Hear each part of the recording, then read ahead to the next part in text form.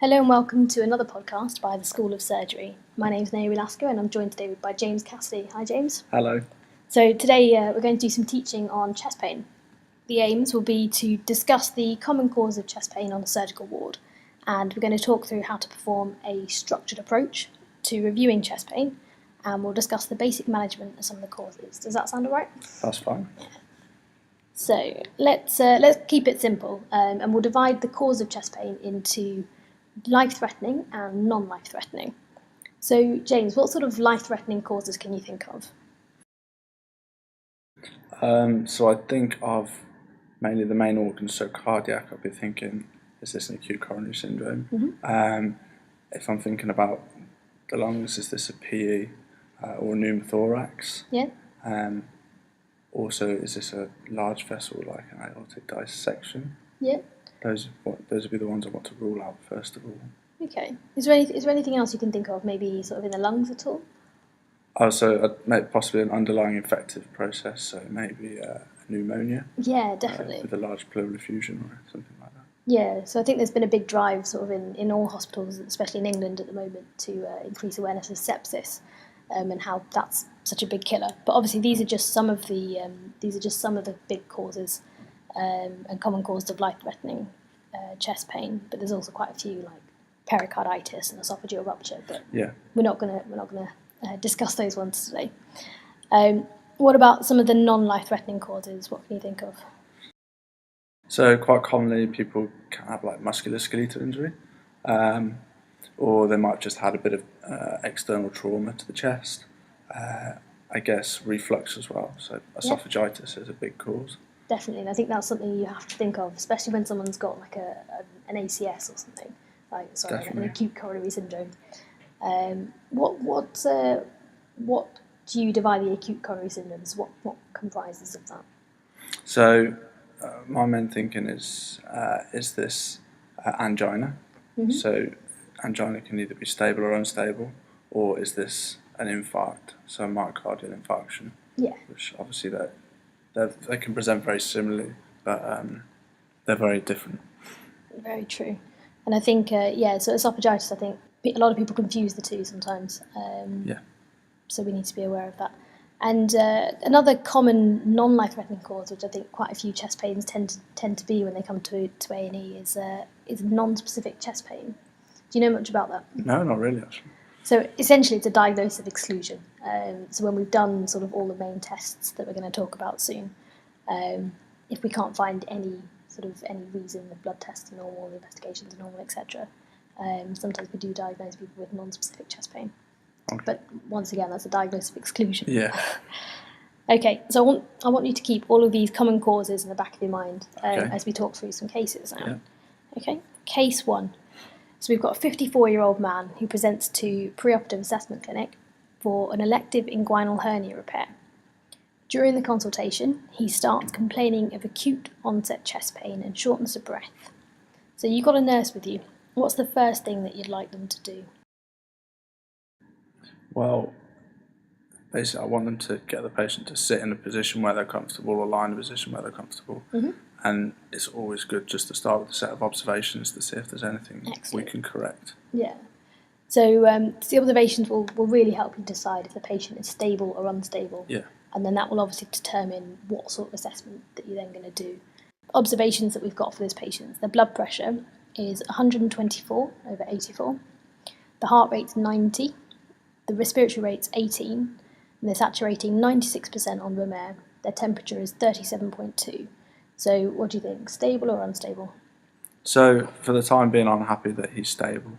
Yeah, his heart rate is a little bit mildly tachycardic, but that could just be secondary to the pain. There's nothing there that we can correct immediately. Okay, good. So yes, this essentially means that now that they're stable, we can kind of leave them for a bit and we can fully assess the patient. Yeah. So what's the next thing you'd like to do?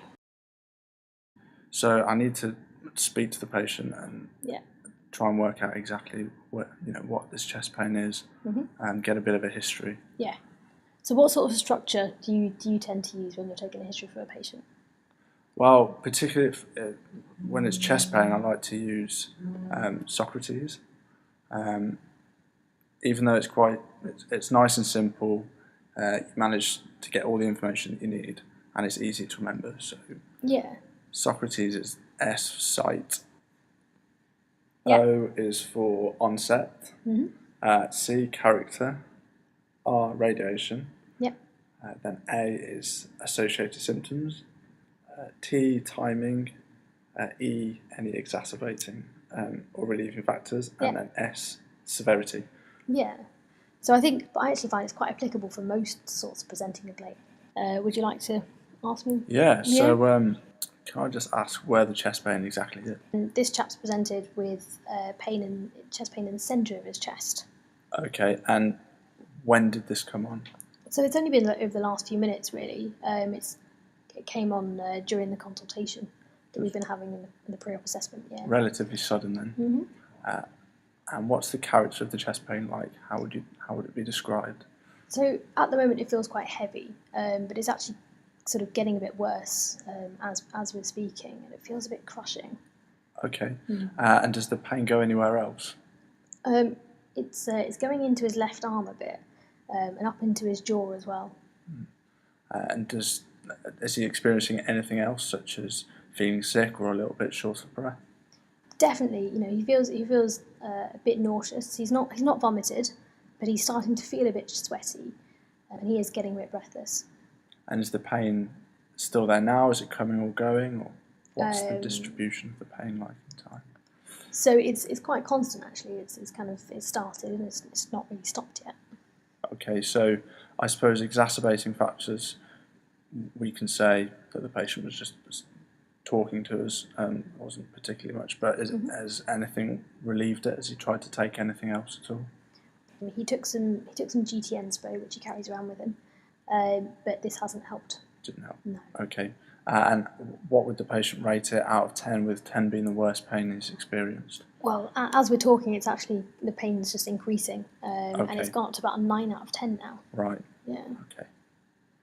So going back to just taking the history in general, this, as helpful as Socrates is there any key questions, do you think, that's not included in Socrates that you think you should ask?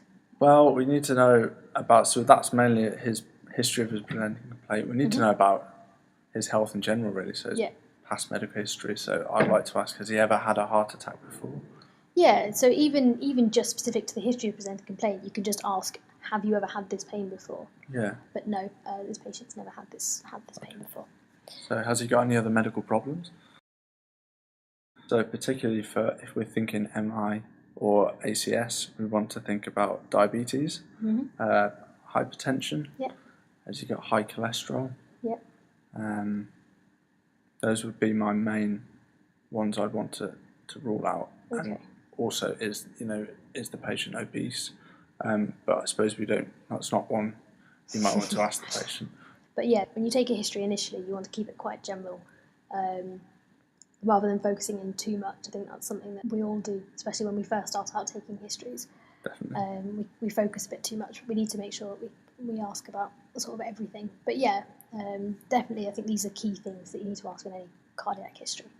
What do you think will be quite important in the drug history? Well, you've already told me he's got GTN spray, so that's kind of pointing me in the direction that this is cardiac-related pain. Does he take anything for blood pressure, so any antihypertensives? Yeah. Does he take anything like simvastatin or torvastatin? If he's already on aspirin, clopidogrel, and I guess as well anything like warfarin or rivaroxaban, which might suggest some other cardiac issues as well. Good. And what else is key in taking in the drug history? Allergies. That's one thing I always forget.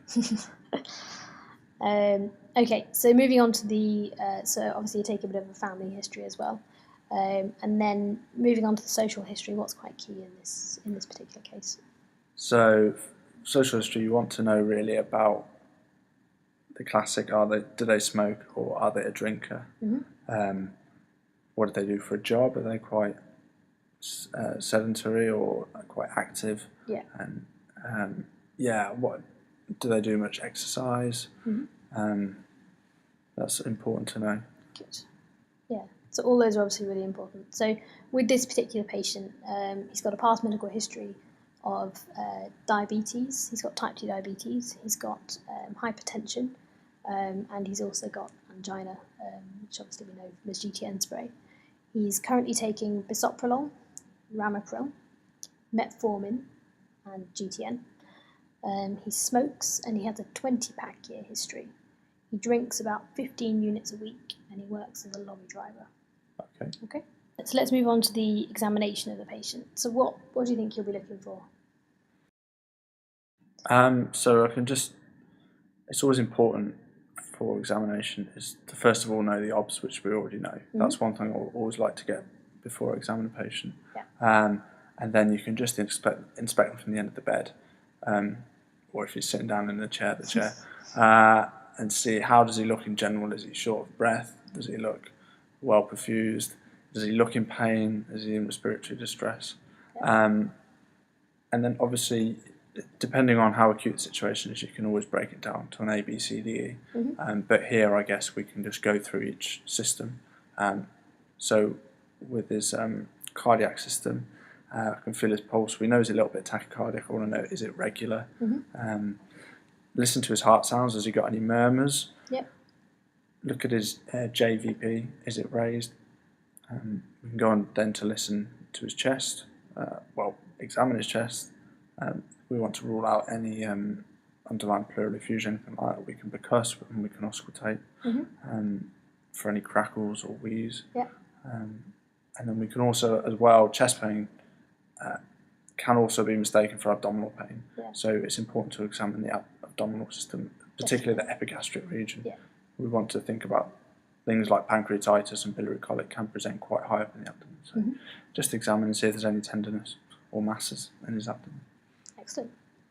Good. So on examination of this patient, he's quite cool and clammy, but he looks like he's in pain. So we know from his previous observations that his heart rate's 90, and this is of a regular rhythm, and he's got good character. He doesn't have any heart sounds or any murmurs, and his JVP is not elevated. His chest is clear and his abdomen is soft and non-tender. So should we move on to investigations? Yeah. So you've got free reign of anything you'd like to order. Oh, right, okay. Yeah. But let's start with the simple things. So okay. I personally like to divide things up into bedside tests, imaging, and special tests. Yeah. So if we go for the bedside tests, what sort of things are we going to do first? Well, for a chest pain, you always want to get an ECG straight away. Yeah. So even before an ECG. Okay. We could do some bloods. Yeah. So what sort of bloods would you like to take? Well, we can do an FBC, and we can check his white cells and neutrophils to see if there's any sign of infection. We can see if he's anemic. Yep. Because that can lead to, a chest pain. Yep. Check his UNEs. Mm-hmm. I suppose we can check his renal function. Yeah, definitely. So I think because particularly as he's diabetic as well. Yeah, because he's diabetic and he's also on antihypertensives like the ramipril. Definitely affect it. Why else might you want to check the UNEs? So you can get raised potassium, which might be causing definitely chest pain, palpitations. Yeah, so you could get arrhythmias that are caused from sort of any electrolyte disturbances. Yeah. Really. The UNEs will definitely help with that. What other blood tests would you like to take? I suppose we should get a troponin for this guy. Yep. For a troponin I for the onset of his chest pain, and we can do a repeat in 6 hours, possibly. Yeah. And then we can also get a CRP to rule out infection. Yep. And clotting. Good. So why do you want to look at the clotting? I'm not really sure. It's just a routine test that I'd normally put onto the bloods. Terrible answer. Okay, so essentially, if the patient needs to go for any thrombolysis, or if we're worried about the PE or anything, they might need some sort of low molecular hip. And you mentioned the ECG, definitely. Yeah. Patient's got chest pain, so of course you're going to want to do an ECG. Further imaging wise, what might you also want? Simple one to get would just be a chest X-ray. Because that can rule out. It's mainly just to rule out that there's anything else that might be causing the chest pain, like a pneumothorax or pneumonia. Yeah. And you also might see cardiac failure on the chest X-ray as well. What other special tests might you like? I suppose we can do an echo just to check if there is signs of cardiac failure on his chest X-ray. Yeah. And then I suppose the absolute ultimate would be cardio angiography. Yeah. So that we can actually visualise his coronary arteries. Good. So we've got some results back really quickly. The lab's doing really well today. So the bloods, so his haemoglobin levels 135. Okay. And we've got the normal range here as well. So his haemoglobin's 135. His white cells are 9.8. His sodium is 138. His potassium's 4.5. His EGFR is more than 90. Okay. And his troponin is elevated. I haven't put the result there because it differs between various hospitals, but it's elevated. Yeah. So what do you think about these blood tests?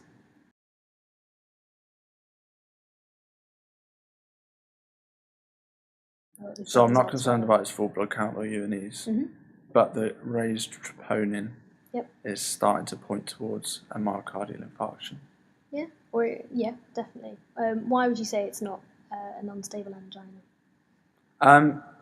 I thought they don't tend to get changes in the troponin. Yeah. So it was a trick question. So that's the main difference between having a myocardial infarction and the unstable angina. Yeah. So you might see the ECG changes, which we're going to look at in a second. Okay. But yeah, you won't see the raised troponin. So we've got his ECG here as well. Okay. What sorts of methods do you use to assess an ECG?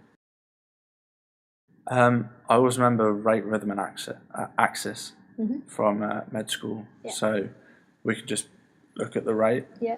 Cheap way is just to look at the top.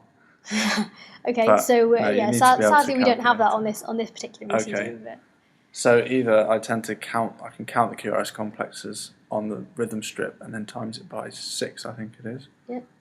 Or the best thing to do is count the number of large squares between 2 QRS complexes and then do 300 divided by that value to give us our rate.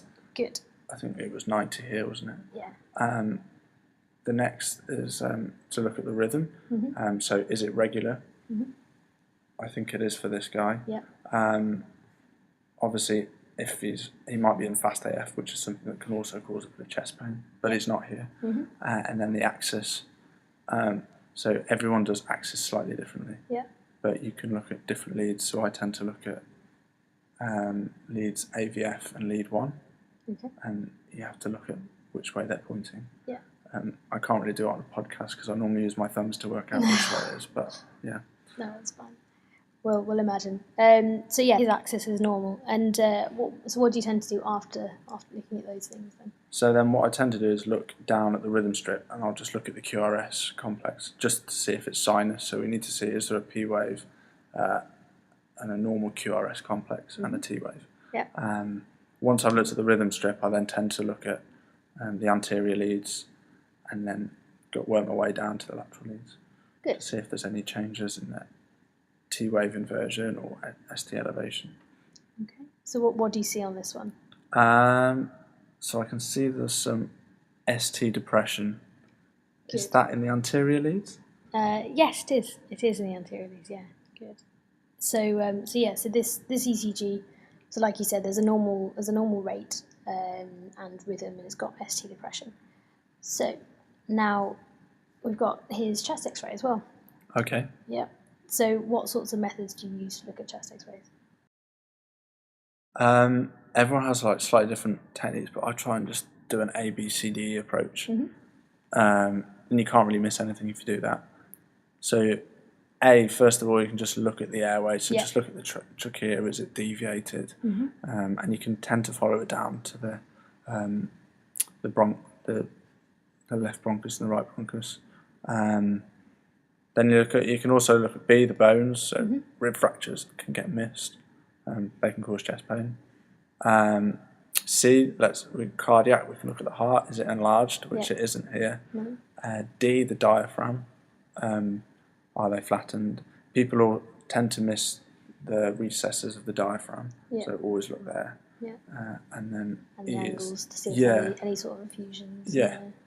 And then everything else, I guess, is the nice, easy way to put it. So we can just have a look at the lungs in general. Do they look well expanded? Any consolidation? But this one, to me, looks normal. Yeah. So it looks normal to me as well.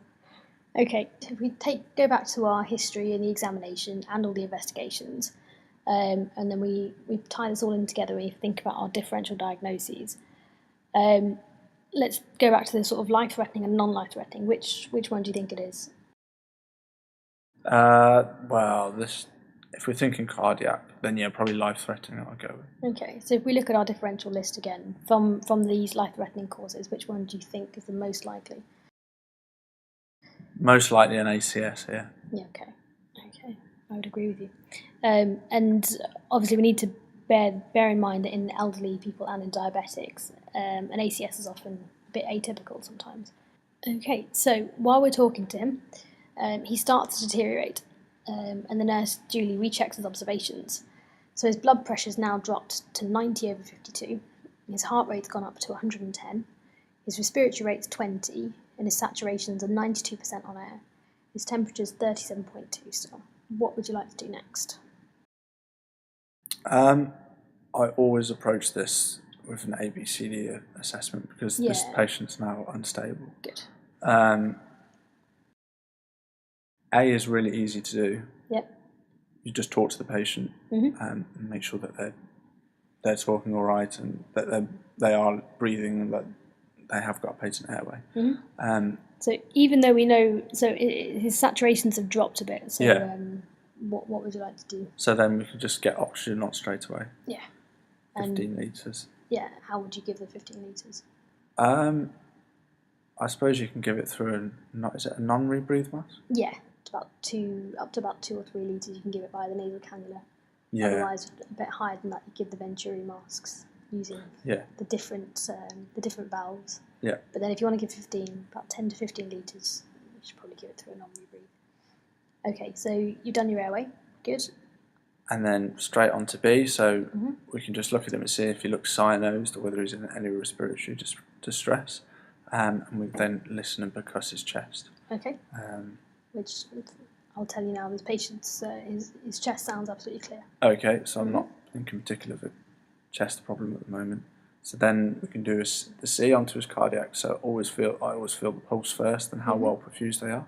So his heart rate was 110, wasn't it? Yeah. And check his blood pressure, which is low. And then obviously you need to auscultate the heart and check cap refill time.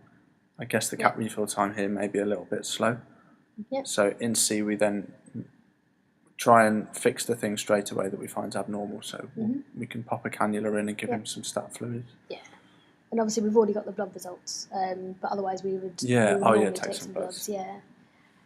And what not in particular in this case, but what else might you want to do if a patient was seen to be bleeding or something? Oh, so if they're bleeding, I guess is it a group and save we have to get if they're bleeding? Yeah, so I think if they're imminently bleeding, then you want to take a cross match because that comes back. They can do that depending on the labs between about 15 minutes and about 45 minutes. Okay. But group and saves take a lot longer. Oh, okay. Yeah, but thankfully this patient doesn't appear to have any signs of bleeding. Good. But we're going to go and assess that next in D, aren't we? So what's D? So D, we can just do a brief AVPU, just check his conscious level, which I think is probably good here. Yeah. Yes.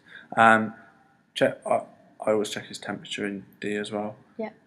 We can also do a BM, particularly as he's diabetic. We can just check that. Yeah. And then I often tend to feel the abdomen in D or C. I just depends where it fits in.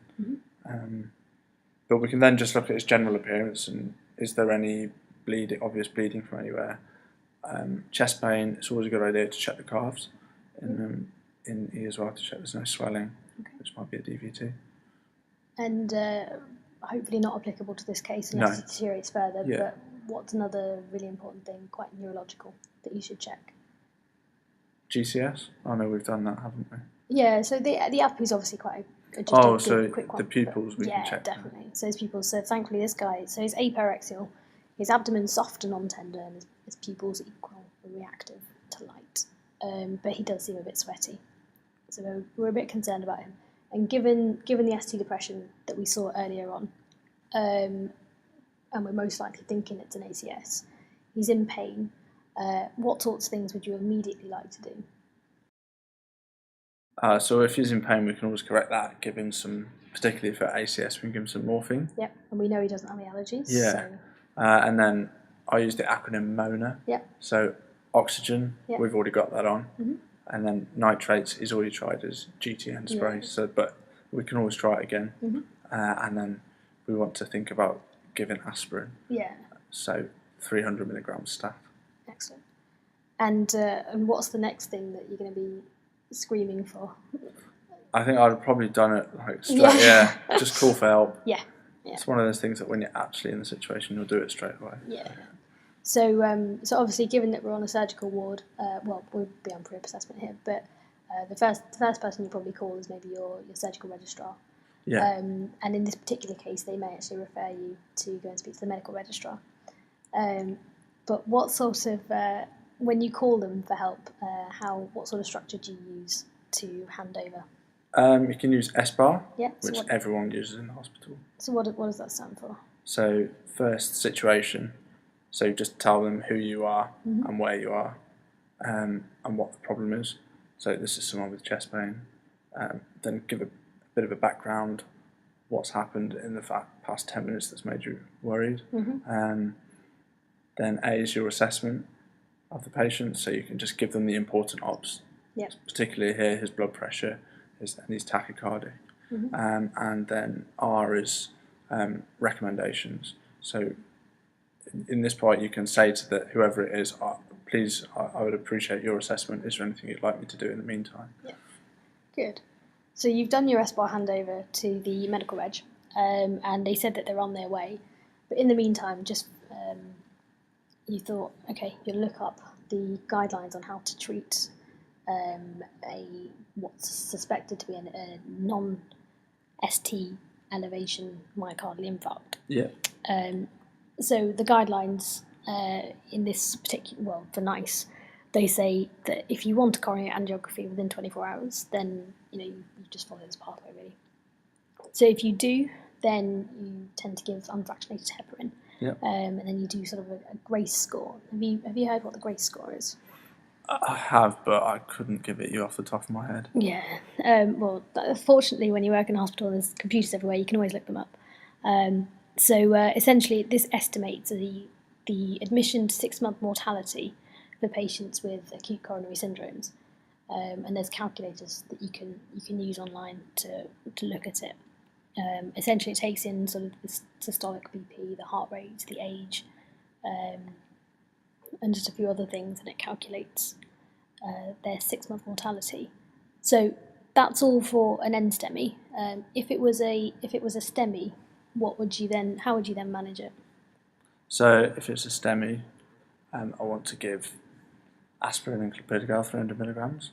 I suppose we've already done that, haven't we? So in a STEMI, what you ideally want to do is, if it's within about 3 hours of the pain first starting, you want to see if you can get a percutaneous coronary intervention. Yeah. Yeah. So you want What's the timing on that?